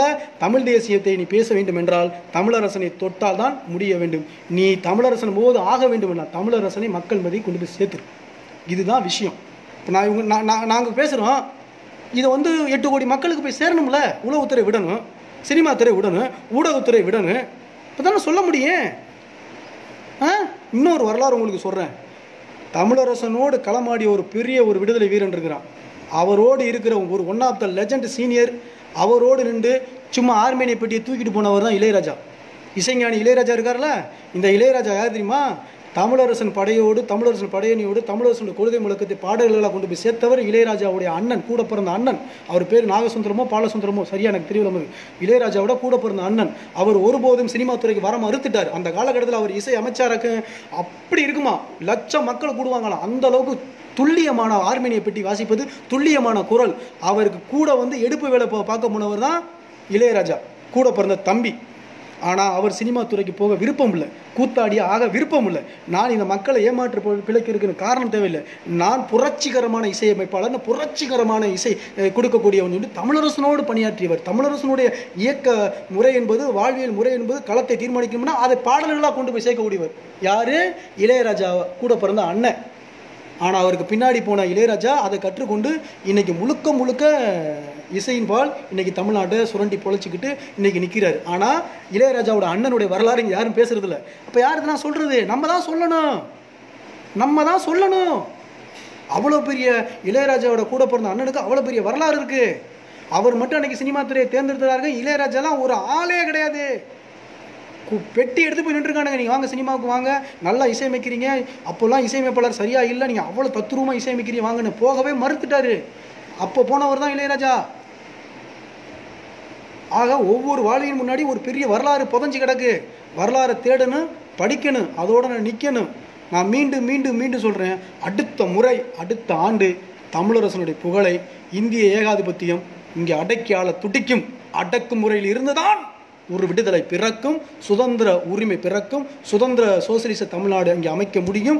நான் பேச்சுரிமை அடிப்படையில் வேலை செய்வோம். ஒட்டுமொத்த மக்களுக்கு தமிழரசன் யார் என்று தெரியப்படுத்துவோம், அவர் வரலாற்று புரிதல்களை தெரியப்படுத்துவோம். நன்றி, வணக்கம். இதை தான் நாங்கள் சாதகமாக பயன்படுத்தி திராவிட கட்சிகள், ஆரிய கட்சிகள் எவனா உள்ளே எங்கள் தமிழ் தேசிய இயக்கத்தை இவர் திட்டாரு சொல்லி உள்ளே வந்தீங்கன்னாக்க, முதல்ல அண்ணனா தம்பியாக நாங்கள் கூடிக்கிடுவோம். முதல்ல உன்னை விரட்டுறது தான் என்னுடைய வேலையை. எங்கள் குடும்ப பிரச்சனையாக எங்களுக்குள்ளே இருக்கிற பிரச்சனையை நாங்கள் அப்பப்போ பேசி தீர்த்துக்குருவோம், கொண்டுக்குருவோம். எங்களுக்குள்ளே இருப்பது சின்ன சின்ன அரசியல் முரண்கள் தான், அதை நாங்கள் பேசி தீர்த்துக்குருவோம். இதுக்கு தான் சாக்குன்னு சொல்லிட்டு திராவிடமும் ஆரியமும் உள்ளே வராதிங்க. உங்கள் தேசத்துக்கு, உங்கள் மண்ணுக்கு, உங்களோட இருப்பிடத்துக்கு அனுப்புறது தான் எங்களுடைய வேலை. எங்கள் மண்ணில் இருந்துட்டு எங்களுக்கு அதிகாரம் செலுத்தாது. அது அறமல்ல, அது இன வெறி. என்னுடைய இனத்தை நான் கைப்பற்ற நினைப்பது அறநெறி. நன்றி, வணக்கம்.